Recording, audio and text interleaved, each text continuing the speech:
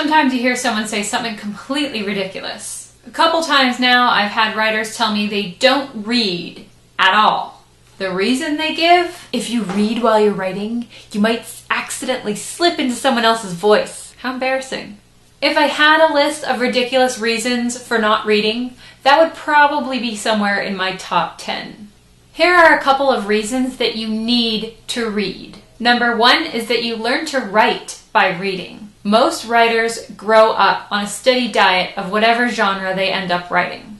And while the common fear that drives that type of excuse is that you'll slip into somebody else's style or voice, that's actually not a bad thing. Not when you're first learning how to write. That's actually how you develop your own voice, by slipping in and out of your favorite author's style and tone until you settle on your own. The two most important things are, of course, practice, and read. Everything you can get your hands on. You may try to pretend that you're the only writer out there writing, but that is false. Say you get this genius idea, it's very likely that other writers have already covered that idea and indeed done it better than you're going to. If you don't read widely in your genre, every single book you write is going to be full of tropes and cliches, and you have no way of knowing.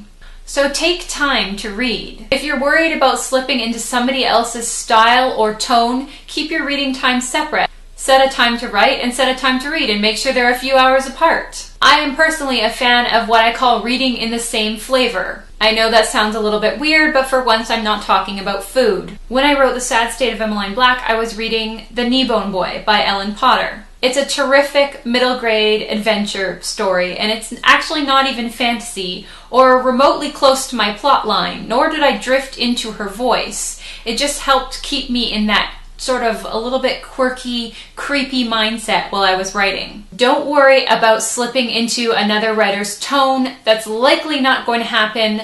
It's more likely that you'll be inspired or you'll be put in that type of mindset you need to write your story. Now, my advice differs a little bit for beginners because when you're first beginning, as I mentioned before, you do tend to slip in and out of other writers' voice, and you can tell when somebody's being heavily influenced by their favorite writer. You're still growing and learning as a writer, so really don't stress too much if you find yourself slipping into somebody else's tone. It's all a part of the learning process. The good news is once you've developed your own voice, that's your voice, and you're not going to slip out of it or get into somebody else's voice or be heavily influenced by whatever else you happen to be reading.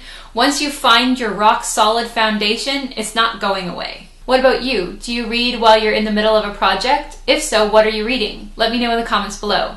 Don't forget, on Sunday at 7:30 Eastern Standard Time, the Word Nerds are having a live chat, and we would love to see you there. Thanks for watching, fellow Word Nerds, and I'll see you next week.